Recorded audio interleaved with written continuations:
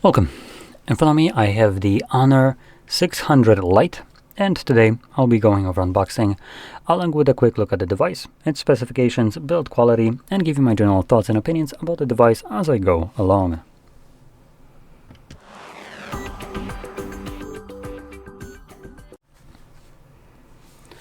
Okay, so let's just get straight into this. We do have two seals holding the box, so 1 and 2. There we go. And right off the bat, here's our device. There we go. So I'm going to put it up, and in here we get some paperwork, Type-C to Type-A charging cable, and honestly that's it. Wow. Okay. Oh, there it is. Energy rating sticker, that's what I was looking for. So we get 62 hours of battery life. Anyway, just wrap that back in here. Toss it to the side. And wow, that is actually surprisingly nice looking screen, specifically screen to body ratio. Now the display size right here is a 6.6 inches in size with a resolution of 1200 by 2600 AMOLED display, 1 billion colors, 120 Hz refresh rate, 3840 Hz pull rate for the touch inputs, and a peak brightness of whopping 6,500 nits. Wow, that is insane. And let's quickly go to the setup.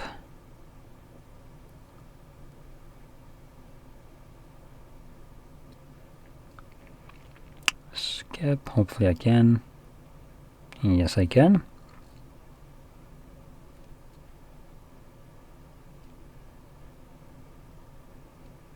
And no thanks, cool.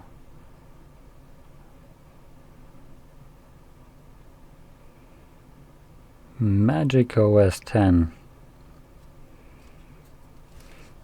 Okay, first thing I want to check, just because it seems a little bit off. Okay, never mind, there it is.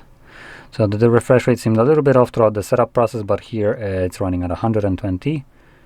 So it is nice battery smooth. And also the device isn't lagging, which was something that was also happening throughout the setup process a little bit.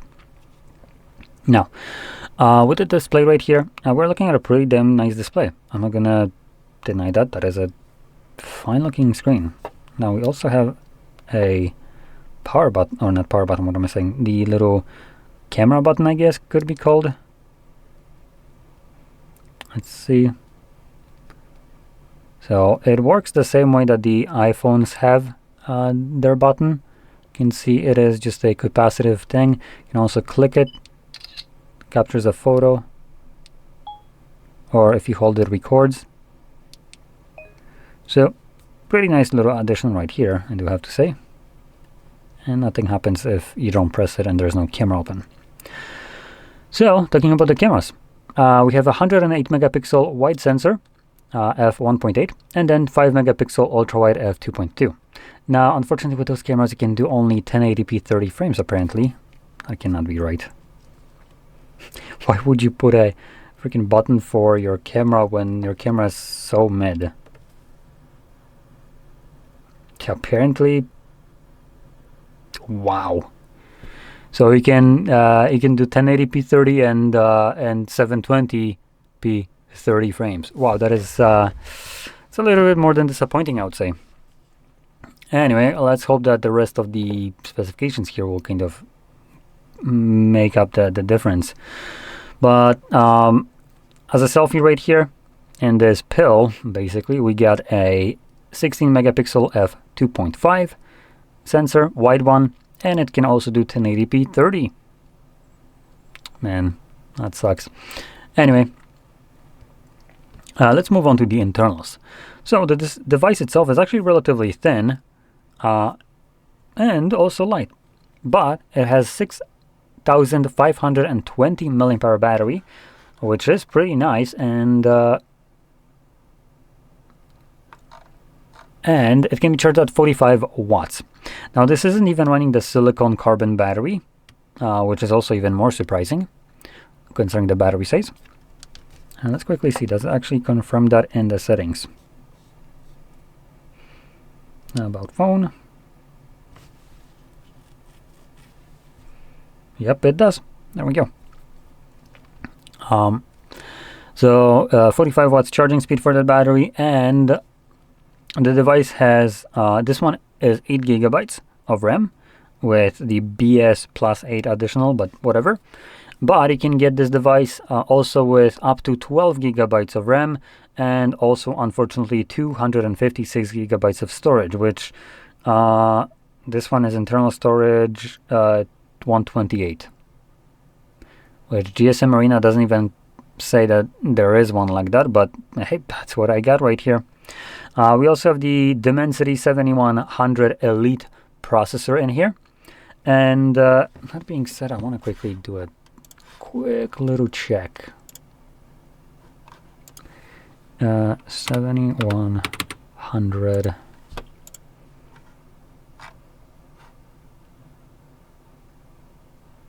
Oh crap, I screwed up. That's not the processor.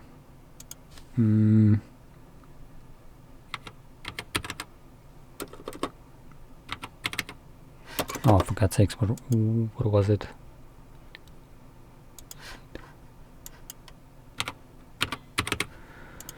Okay, let's quickly check this processor. Okay, so it's as I thought. Okay. I was checking the specifications of this processor, how fast it is compared to one other different processor. But so with the Dimensity 7100 Elite, it's a decent processor in here. Definitely not the slowest, but it's also nothing really super fast. Now, this device was released in March of 2026, at the beginning of it, which means that this device is about like 1.5 months old right now. So I'm a little bit late, but I'm clarifying this because what will kind of make or break this device is its price tag. And checking it out, oh no, my eyes, the price is too high. Oh boy. Okay, I'm gonna get to that once I finish off with everything, and I'll be giving you recommendations of other devices as well that I can kind of compare to this one, talking about why I think they're better if you're interested in that as well. But like I said, that will be at the end. So we have pretty decent battery size with a decent fast charging, 8 to 12 gigabytes of RAM, and Dimensity 7100 Ultra. Now, in terms of build quality, we have glass back, we have aluminum frame, and the aluminum frame, is that even aluminum? Or aluminum, however you want to pronounce it. Yep, that is aluminum. Okay. So I do want to give the kind of manufacturing right here props. This kind of finish right here has a little bit of like a rough surface to it, and honestly it feels closer to like plastic just because how it's refined. So it's kind of rounded corners right here instead of typically a little bit sharper one with much more polished look like the Samsung has here on the S25. So this in terms of kind of feel, how nice it is in touch, it kind of more resembles plastic, to be honest, which durability wise, obviously it's aluminum, so it's going to be good. In terms of feel, it has this more pleasant kind of feel to it where it's not as harsh as typically you would associate aluminum frame with, which has a bit more, sharp edges and so on. So I kind of like this actually.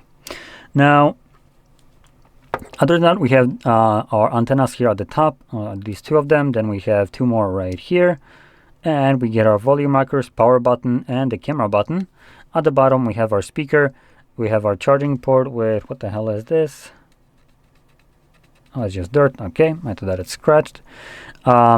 We get our dual SIM card support right here. No expandable storage, unfortunately. And just to kind of showcase this, there we go. Yep, I just launched it away. There we go. So you can see dual SIM card support, no SD card support, unfortunately. And then we just get one more antenna on the left side. One more thing that I didn't mention is the display right here. So, or not display, more like the screen that it uses, or glass. So this is some kind of aluminum silicone silicate glass, whatever the hell they're calling it, which doesn't, at least on GSM Marina, doesn't have any kind of rating for it, unfortunately, so I can't really tell you much about it.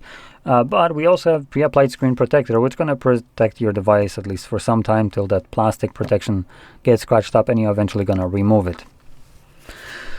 So, last thing now to talk about will be obviously the most important one, which is the price.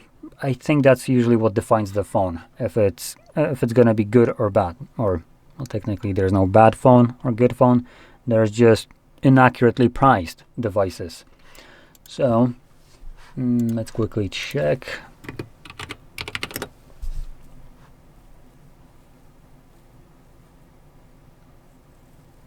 Okay, so this device, at least where I'm from, is selling for roughly 1,900 PLN. And 1,900 PLN to, let's do euro, is about 440 euros. Now, unfortunately for this device, competition exists, and it automatically kills off this device, in my opinion. So, what I'll be recommending as an alternative to this is going to be obviously the kind of crown jewel, in my opinion, in terms of what is a good, cheap device. One that is basically at the same price range. Let me just double check. I think it's at the same price range. Actually, no, it's cheaper. Jesus, it's cheaper. Oh my god.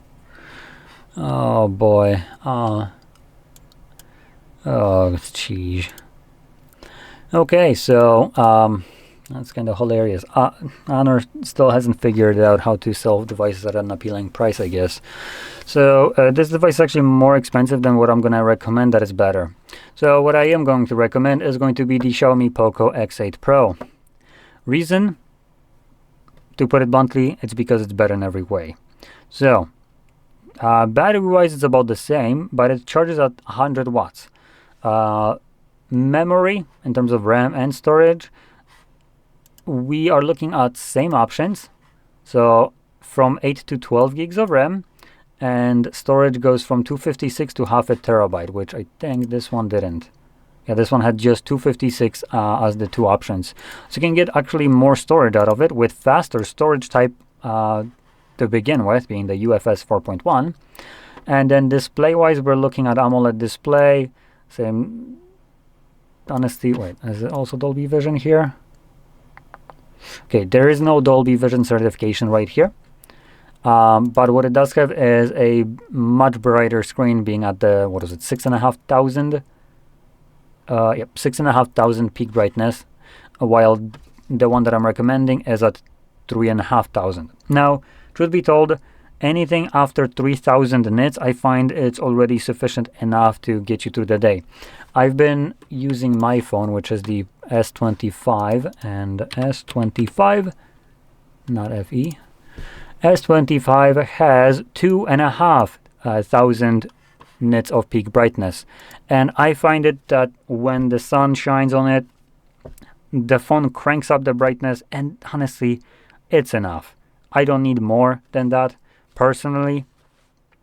So 3,500 is already like near a little bit less than one more 1,000 nits, as it's more exactly, this one gets me 2,600 instead of 5. So 900 nits more.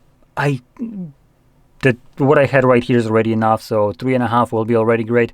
6.5 seems like a massive overkill of just kind of like checking the box on spec sheet to what is going to have higher number at the lowest cost probably to the company, which I could assume. So in general, brightness is lower, but I don't think this will matter that much. Now, what will matter is definitely going to be faster, and that is the Dimensity 8500 Ultra processor. We're looking at a completely different tier of a processor. Same brand, but it's just much higher tier.